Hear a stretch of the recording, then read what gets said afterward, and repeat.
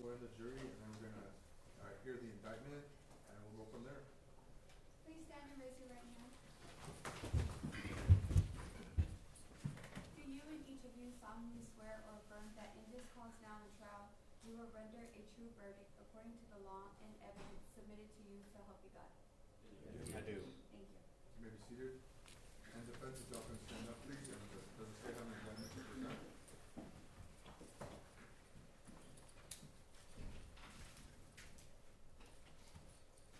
You may proceed.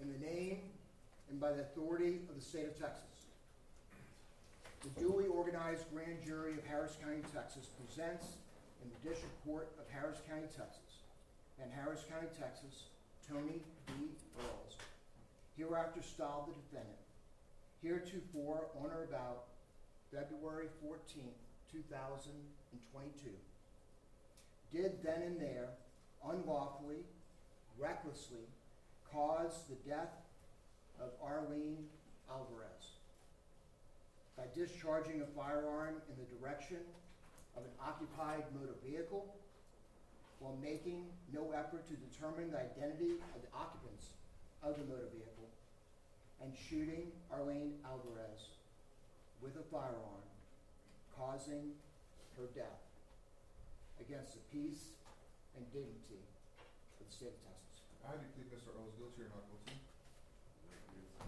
You may be seated. State, you may proceed.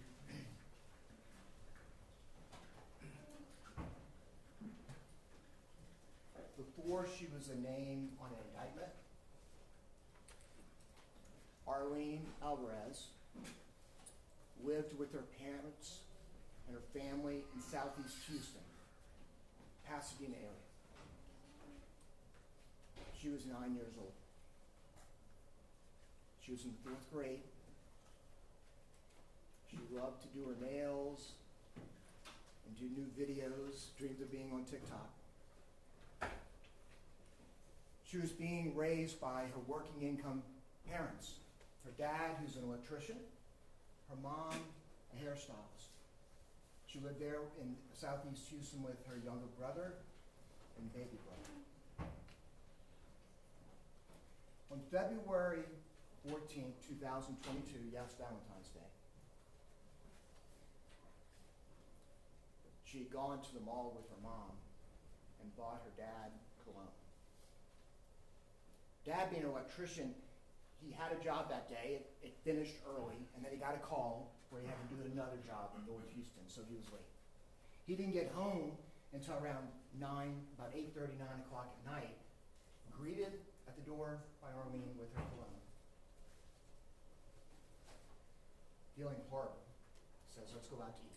So the family decides they're going to go to their family restaurant that they go to once a week, pizza place, down the block. So they load up in the car, and they're going down, and then Armando realizes he has to deposit some money in his checking account because he gets an alarm on his phone that his phone bill is due. So on the way to the restaurant, they detoured to Chase.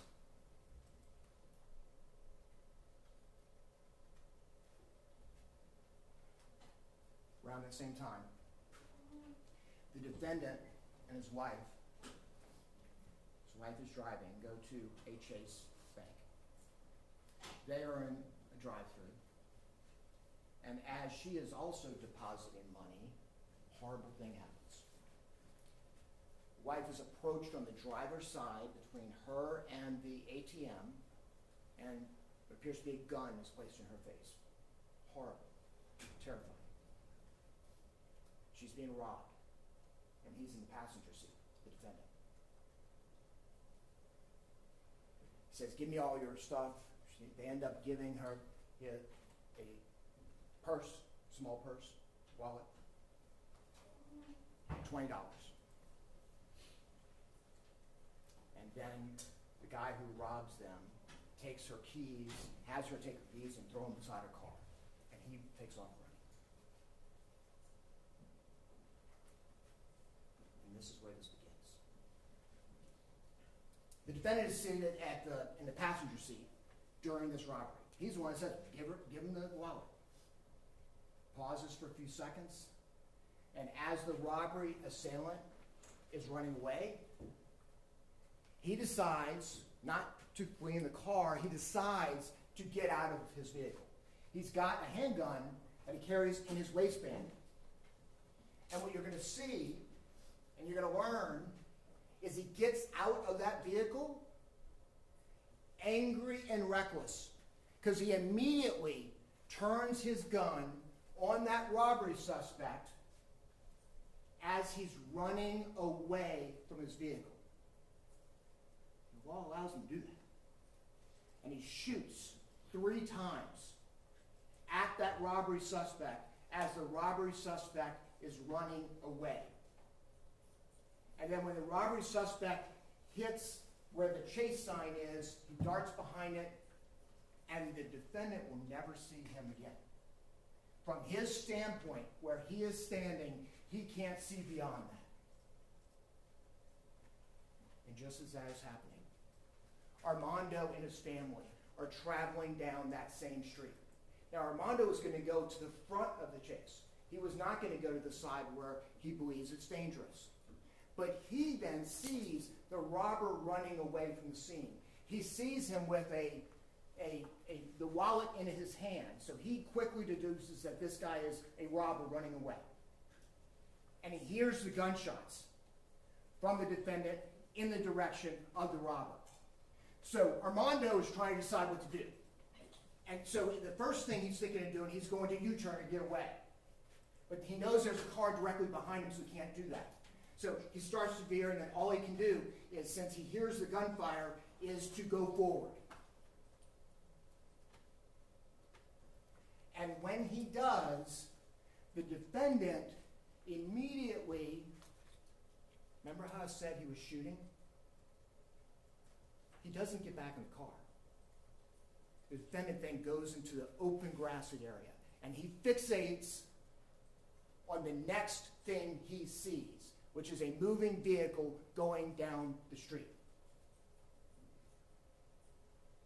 Now, this is not a matter of the defendant shooting at the robber and missing an errant bullet hitting the truck. Not at all. This is a case in which what the defendant does is, as soon as he misses sight of the robber running away behind that sign, he immediately directs his attention to the next vehicle coming down the street, which is the Alvarez's. And he immediately, in John Wick fashion, starts firing at the vehicle as the vehicle passes him. He already shot 3 times. And it's going to be 1, 2, 3, 4, 5, 6. And then some time for the 10th shot. As Armando is being shot at and going fast, he tells his family, get down, as he's looking and he's driving. And everybody gets down. But Arlene, because she has headphones on, and she can't hear. And as he drives past the defendant shooting, as the car is directly on side of him, one of the many bullets pierces the back passenger door, between the door and the window. And that bullet travels into that car, pierces the lock.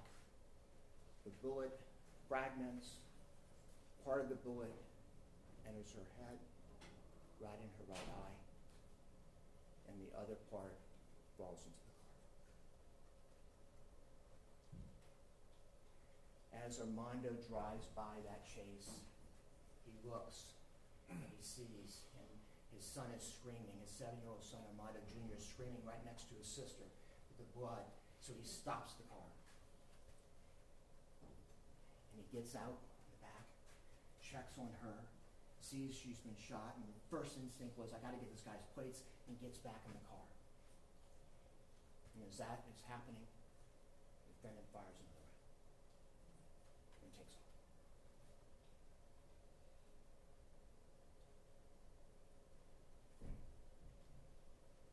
can't bring you to the crime scene, but throughout this week, we're going to bring it to you. You're going to get multiple surveillance footage. You'll be able to see for your own eyes what happened.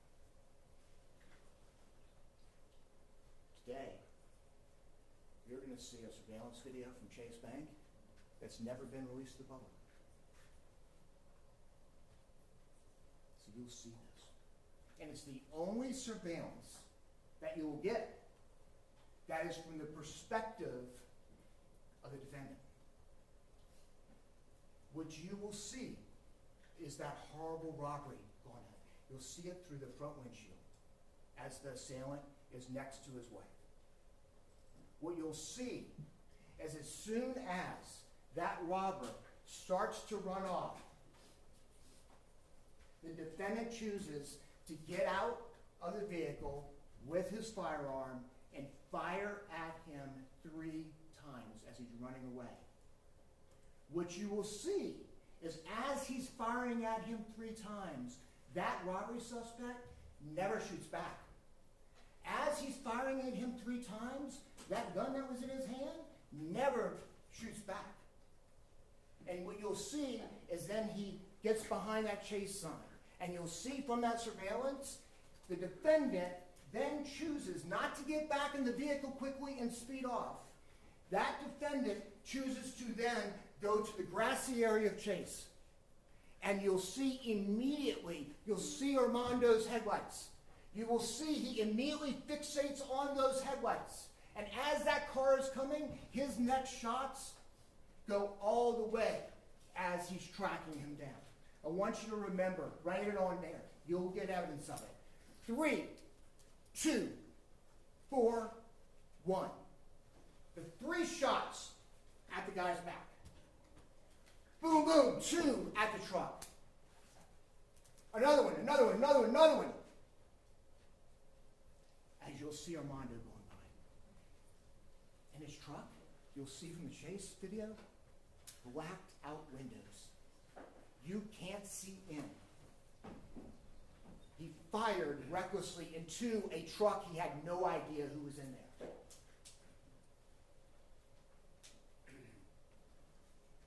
Then you'll see him.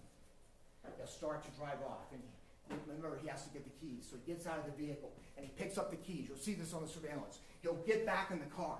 And just when you think it's done, just when you think he has caused enough havoc, just when you think he's going to drive off and speed off, what he does is as they're exiting, he opens the door as his wife is still driving. And he puts his gun out and shoots down the street as Armando is checking on his daughter. And then speeds off.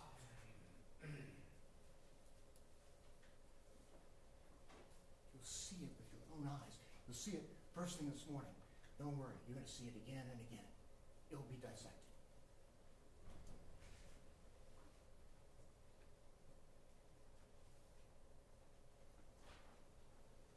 We're actually, at some point in this trial, going to play you the defendant's 911, where as they're driving off, he and his wife call 911. They had just been robbed. But what you're going to hear, this is him driving from the scene.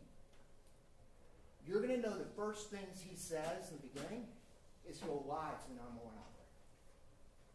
Because he says, that robber shot at me first, so I had to return fire. From that chase video, you're going to know that is not true. Then what he'll say, and his wife will say, is they thought that that truck was a getaway truck. It'd be the first getaway driver who drives back to the scene. There's no way that robber, he would have had to be Spider-Man to get into a moving truck. That's what he says. Then the wife says something very interesting in 911. They say, well, who is this driver? And she says, an Hispanic man. And tries to describe the clothing. She gets it off. So what does that tell you? That tells you as they were, because obviously she's not going to see him in clothing as he's driving.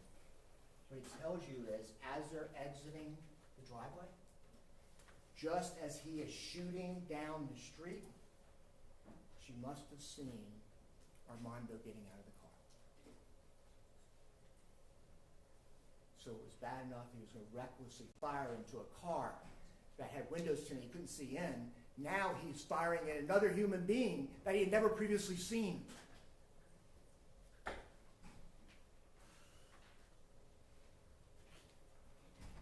We're actually going to bring in the body cam from the first responding police officer who arrives on scene within minutes. We're bringing the scene to you. And what you're going to see on that is Armando is freaked out. Armando is quickly saying, the guy came from the chase. Go get that video from the chase. Armando is going to tell that officer, he was shooting at a robber. He deducted it was a robbery because he saw the wallet in the hand and the shooting going on. And he says he was shooting at the robber, then he all of a sudden turned the gun on us. And he'll even show it by the chase ATM. He'll go, bah, bah, bah, bah, bah. You're going to see it. That was his initial thing. Says it a couple times to the officers.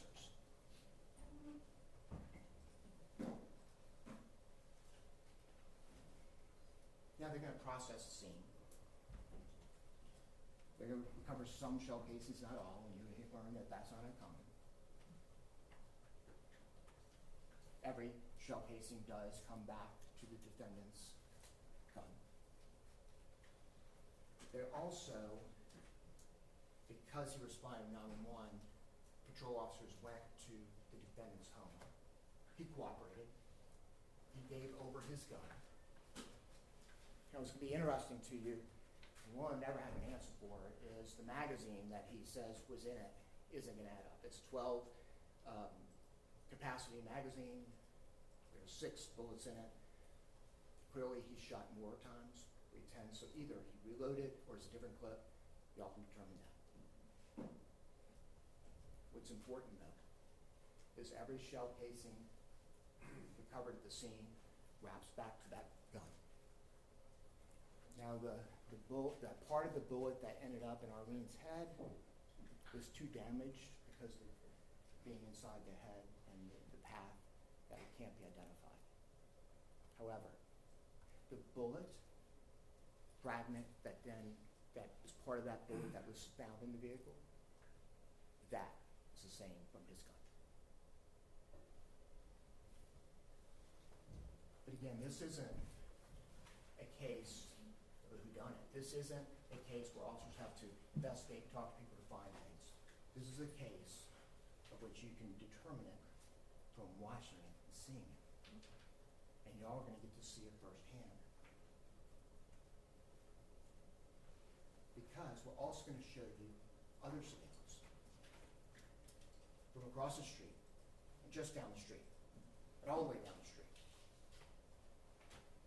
But as you're watching these surveillances described to you, keep in mind the defendant would not have had that perspective. It helps you understand everything because it's across the street and down the street, but the defendant from the scene, from the chase sign, from the trees, would not have been able to see what I'm about to tell you. In the surveillance camera across the street, you will see Armando as he turns a little bit to the right because he's going to make that U-turn. And you know he wasn't going to go into the driveway because he would have crashed because you can't do that fast. So you'll see that. You will also see that robbery suspect run straight by his truck. So you might think to yourself, well, that's reasonable that he thought he was a getaway driver because he rode right by the truck. But the defendant would not have been able to see it. What it will confirm to you is he obviously didn't get into the truck. But then something else happens. What you will also see from that video and the video just down the next business right after the chase is you will see that robbery assailant doing this. And that's where the false narrative begins. Because it will look like he's shooting. Now keep in mind, the defendant, from where that assailant was at that moment, and from where the defendant was at that moment, he would not have been able to see this. But you will also notice there's not a muzzle flash that comes from the end of that barrel. It was more of a, if I do this, because all the assailant's hearing is gunfire. He's hearing his gunfire from this defendant into a truck. But what you'll see is then he continues running. And as he gets to the end of the parking lot, he'll do it again. You will see him lift his arm up like this. Again, probably response to hearing gunfire. But you will not see muzzle flash. Unlike on that same video, you're going to see muzzle flash from the defendant's gun. Unlike on the chase video, you're going to see muzzle flash from the defendant's gun. But then there's more. Because as that robbery suspect is running down the street, he decides to take a left, and there is a gate, an iron gate, that he chooses to jump over. But before he jumps over it, he drops the gun and drops the purse, the wallet. And you'll see, as he's doing that, you know that car that was behind Armando, the reason why he couldn't do the U-turn? That guy's trying to get out of there, and he sees it, and then he does it again. He does his arm up again. Again, no muzzle flash. And he picks up the wallet and the gun in the same hand as he jumps the fence.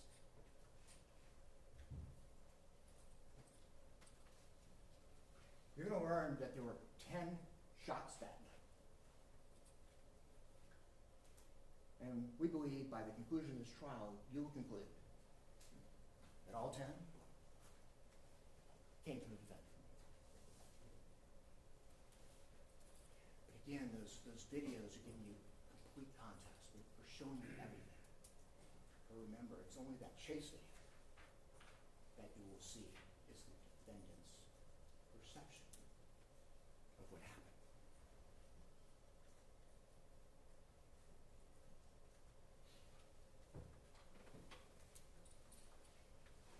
During this trial, we will dissect these videos. You will be a unique jury. You don't have to rely on what people tell you, because sometimes people get it wrong. As time goes on, you remember things differently. What's important is what happened right at that moment. You'll be able to see with your own eyes. You will hear from a firearms reconstructionist. And that will be beneficial because you will know that based on the hole in the car, based on where it is and the size of it and the way it looks and the way it's dissected, that this was definitely a straight-on fire. It's not a matter of shooting this way and the errant bullet hitting the car. This was as the car is passing, as he's in front of it, 36 feet away. The bullet that pierced that truck and killed Arlene. It's from the defendant. Not as he shot at a robber, but as he shot at a vehicle that he couldn't see into because he thought somebody else had gotten into it. Killing an innocent third party.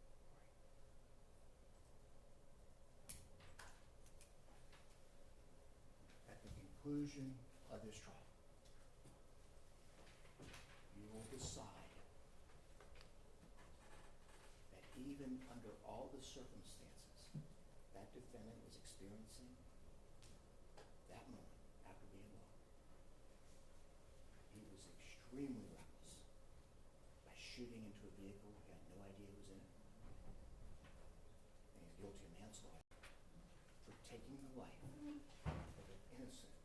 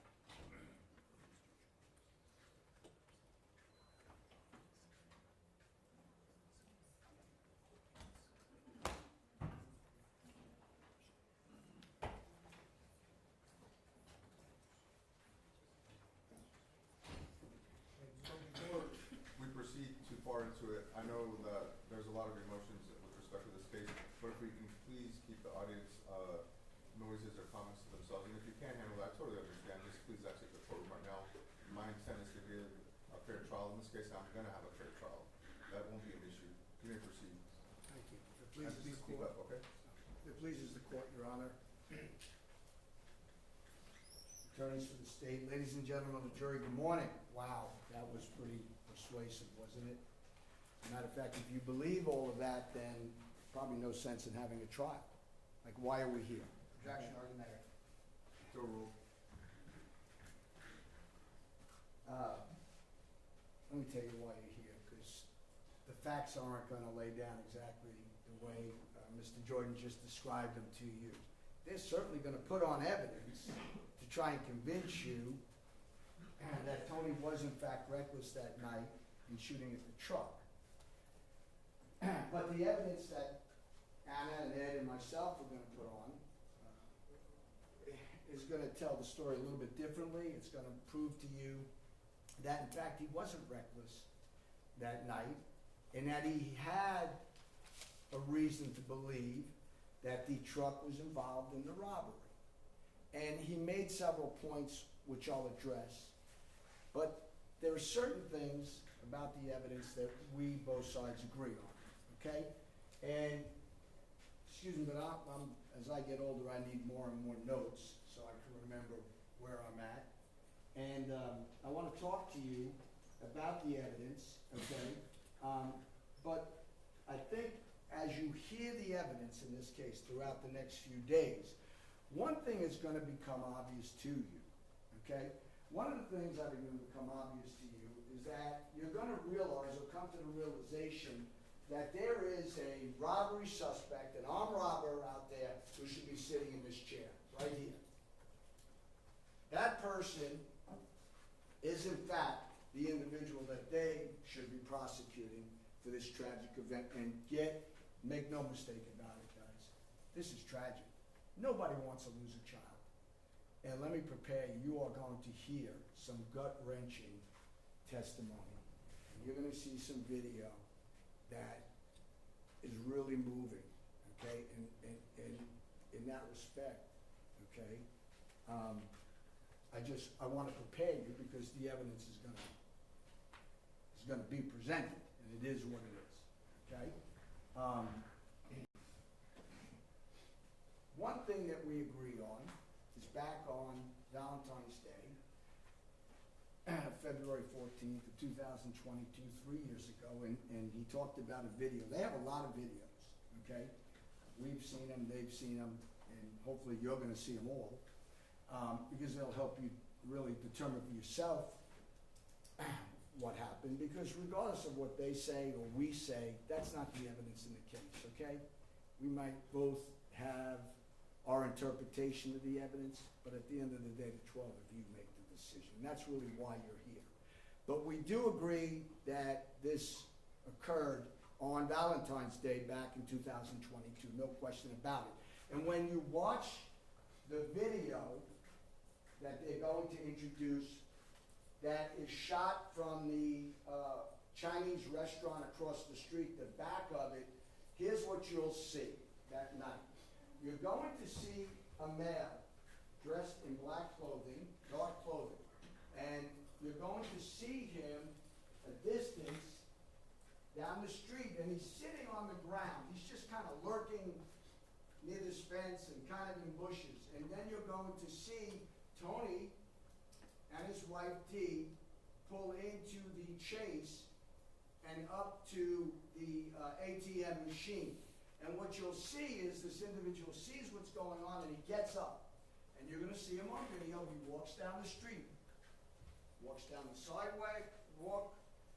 They're in the ATM, the last ATM closest to the road.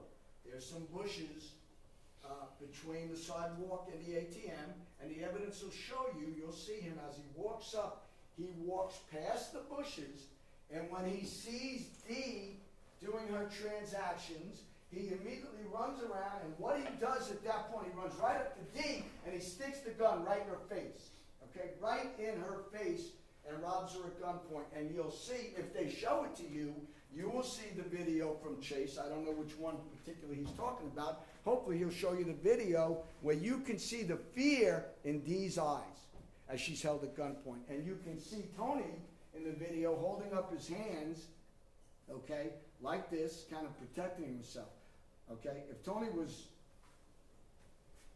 gun happy, I believe at that point he could have pulled his gun out and shot at the guy, but he doesn't. He's telling Dee to cooperate. Give him what he wants and let him go, okay? So that's what's taking place.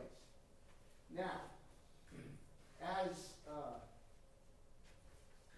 as he robs them, okay, in dispute, let me say this, the facts, he does take the wallet, and in the wallet has her credit cards, personal effects, and importance to them, her grandmother's address, and that becomes significant when you hear the 911 call, because they're concerned, they're telling 911, he's got my grandmother's address, and these guys following us, he might go to our house.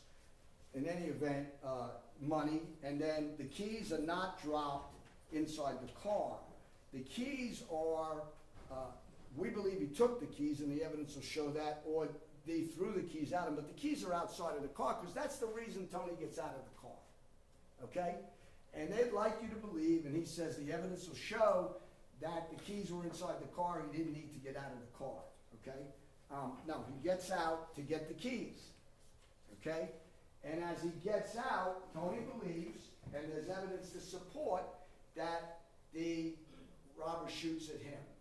Now, Mr. Jordan made one point really clear. The law doesn't even require Tony to wait until he's shot at. Legally, he can shoot at a fleeing suspect in an armed robbery, okay? That's the law.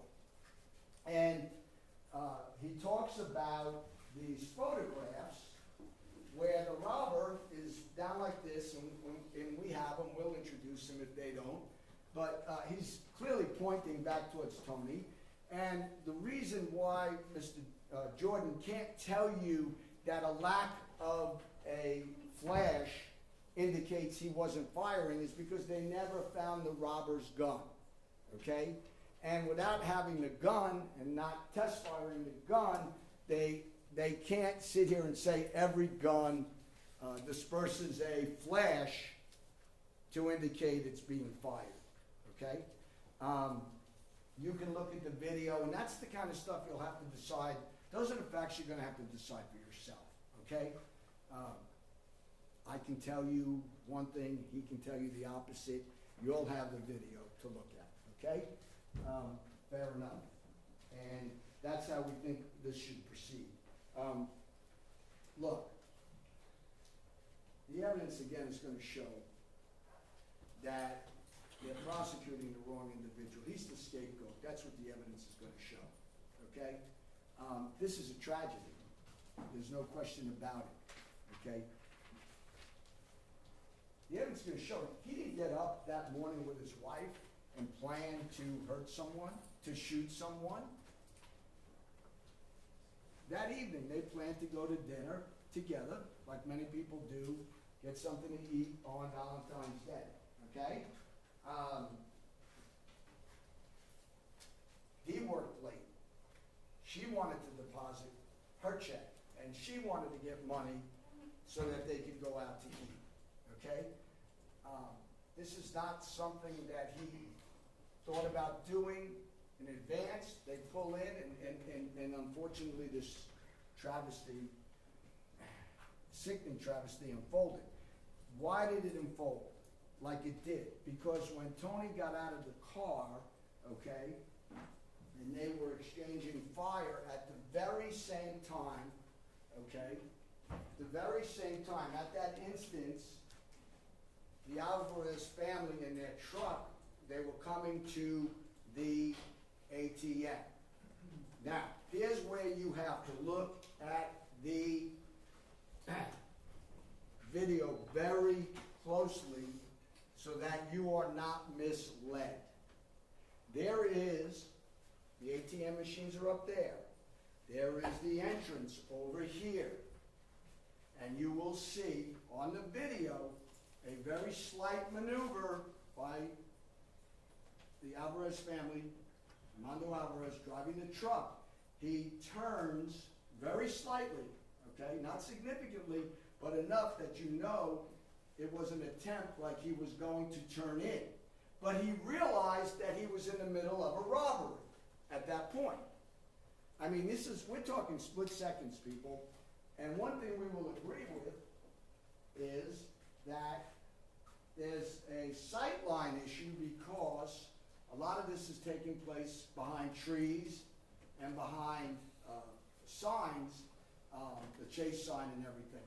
But he turns, okay, and there is a split, just a short moment when the robber is in close proximity to that truck. And then Armando veers off, okay, and you know he does it in a hurry because in the videos and in the crime scene unit photographs that you're going to see, you see all kinds of items out on the street. I'm going to leave it up to you to decide what you think happened. It looks as though when he veered off, he hit the curb and then veered back into the street. But at that point, he starts off and he's in the right lane, okay? So here's the ATM, here's Tony, Armando's coming down the street, and in the inception, he is in the right lane, closest to the sidewalk, and Tony's standing there and he's coming at him. Now, all that talk about boom, boom, boom, boom, boom, boom, boom, boom, boom, boom, boom, boom, boom. I mean, it didn't go down like that because when you see all the CSU photographs and the markers, they located all of his shell casings. They recovered 5 of them, okay? And he, by his own admission, he told you the evidence is going to show that he shot at least 3 times at the robber, fleeing on foot, okay? So it didn't quite go down that way. So here's what you need to do. You need to look at the evidence. When CSU goes out there, there's an individual who shows up, Matos, and he's going to testify about how they put down the placards, they looked for the evidence, okay? And unfortunately, because it was so chaotic out there, and because no one really knew if they were investigating a robbery at first, or a shooting, or both, they focused the area of the investigation right around the ATM. They never really went out further towards where the robber ran. They never looked down the street, past the side of the bank, because at that point, Tony's standing on the grass near the sidewalk, and the building is a little bit more behind him, and they never really travel down there and basically, you know, take a metal detector, take other stuff. So they're going to argue to you that, oh, we didn't find anything that indicates that the robber shot at Tony. Well, yeah, they didn't, because they did such a half-baked job out there that they didn't do a full investigation, okay? They didn't take a metal detector and look for any objects beyond what they saw, the immediate eye, because it was real easy. Hey, we have a truck over here. We have a bullet hole in that truck. We have some shell casings here. Boom, we're done. We figured this out. Let's pack up and go. Okay? Real simple. Okay? That's what they did. So,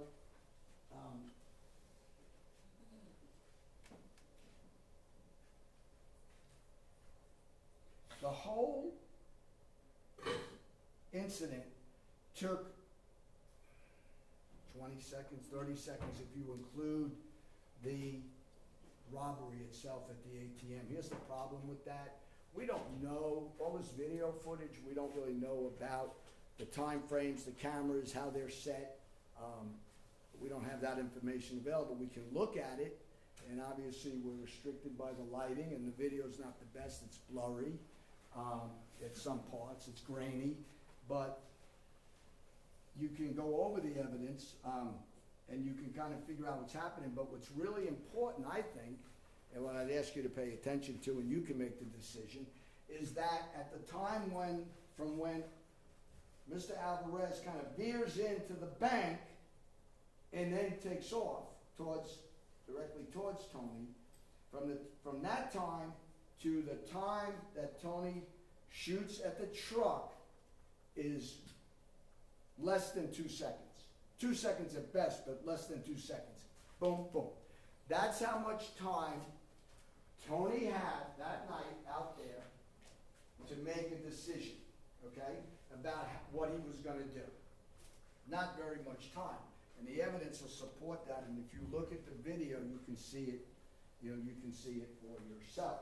Now, let me tell you something. Tony did call 911, okay? He did. He felt he was being followed, and while he's on the phone, at that point, he doesn't know that he's hurt anybody. He doesn't know that he's killed anybody. He's calling to report his robbery. He firmly believes that he's being followed by this truck that had the robber in it, and he ends up providing information, and he actually meets with the police, the detectives. They come to his house, he cooperates, he says, here's the gun, okay?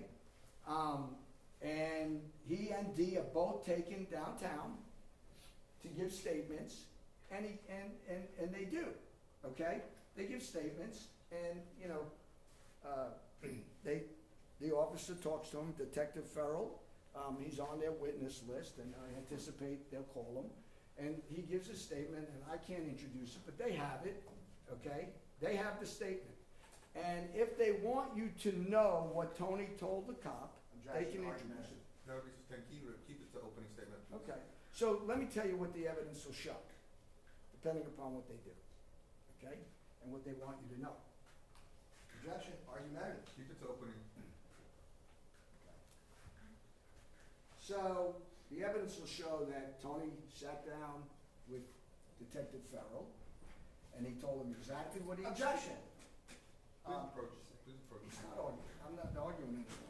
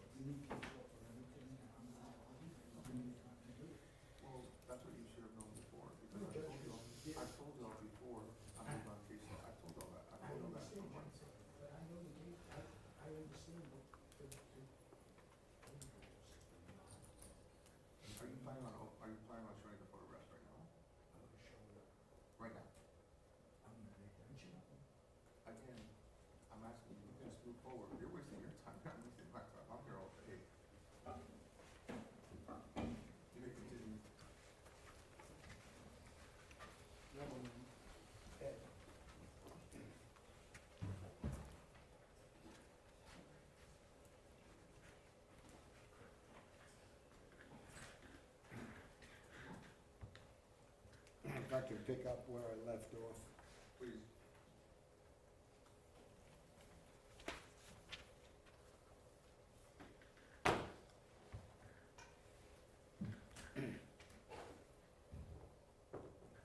So basically, you're gonna hear about CSU working the scene. The evidence will show that the first CSU, the main CSU investigator comes out and he is looking for the casings. You can count the casings, you can review the stuff, and you'll see for yourself what they found and how limited the investigation was. Secondly, another guy comes out. His job as a CSU officer is he sketches the scene, okay? And interestingly, you'll find out that his sketch leaves out some of the most important stuff, okay? Leave out the sign, blocking the view, the trees. It's very limited, okay? Not a very good job, but what's significant in this case is that it's important for you to see things like how fast is the truck moving, what maneuvers does the truck make, what is Tony's sight line. These are the things the evidence will present itself to you, and you have to kind of look through it and sift through it. And they leave all of that out, okay? They do a very poor job, okay? And then what the state's gonna do, the evidence will show a few weeks ago, they went out to Montgomery County and they hired a woman by the name of Celestine Rossi. And she's kind of their expert.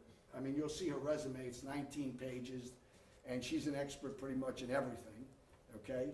And so what the state did is they hired her to do some, I'm not exactly sure, computer-generated stills, 9 of them, that they're gonna show to you, okay? I don't even know if I need to comment, because when you see them, they are so not gonna reflect what was going on that night. Whether it be the lighting, the speed of the truck, what they are, she put some data into a computer, and I'll add, sitting in the comfort of either her home or her office, not at the scene, not under a split-second timeline, and she generates these, they're not even photographs, they're not animation, I mean, they're not real people, they're not real figures, it's not a real truck, it's just kind of a AI-generated still. And she's going to show it to you with this figure pointing directly at this truck, okay, shooting into it. And that's supposed to be persuasive. That's supposed to persuade you that he was, excuse me? Keep it opening, please. Keep the opening, continue. Well, you know, it's interesting. Look at the video. Look at the lighting that night. Look at everything we've asked you to consider, because the real evidence is on video, okay? It's not computer generated. They went out there and they got the videos, okay? And there's multiple videos. There's a video that is at the ATM facing D while she's being robbed. There's a video that's up on the ceiling, kind of near the roof, but it's up ceiling over the top of the outside of the bank facing down. There's a video across the street that's facing that you can see the truck come and so there's different angles, and I implore you to watch it all, because that's the best way to see what actually happened out there. So when Ms. Rossi takes the stand and she presents these computer-generated images, then it's up to you to evaluate their accuracy. And it's up to you to compare the real evidence that's available for you to see. The whole picture, the whole story. Not just their isolated takes on how this went down. That's all we ask. Give it a complete and thorough evaluation of all the evidence, okay? Of all the evidence. Before you render a verdict in the case. Keep in mind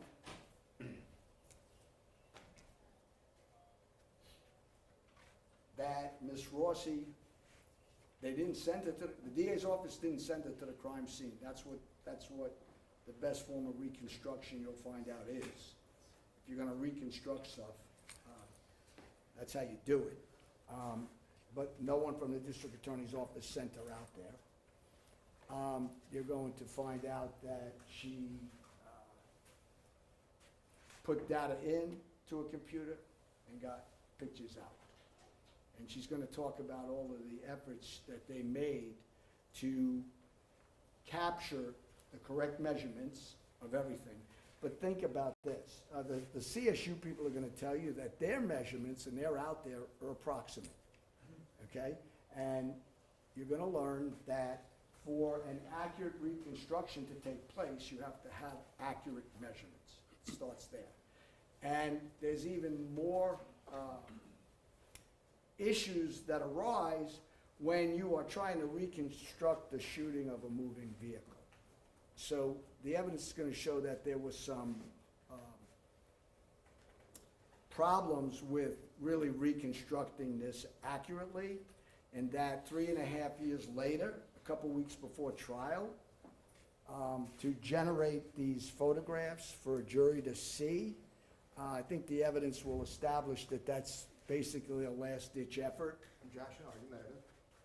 I'll strike that, Your Honor. Thank you.